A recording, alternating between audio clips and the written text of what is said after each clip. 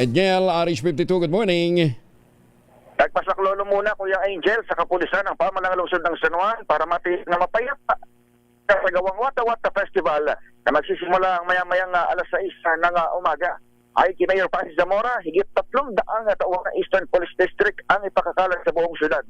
Bilang pagpapapunta rin ito sa limitadong basaan, kaya gagawin na lamang sa itinakdang basa zone sa Pinaglabaran Street mula kanto ng Pigibara hanggang kanto ng Domingo. Mumultahan ng 5,000 piso at ikukulong ng 10 araw kung magbabasaan sa labas ng basaan zones, maging yung mga lalabag naman sa pang regulasyon, kaya ng pagbabawal sa pagkasaboy ng maraming tubig.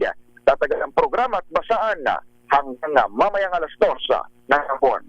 Ito si Edniel Parrosa, nag-uulat para sa DZRH. Una sa Pilipinas, una sa Pilipino.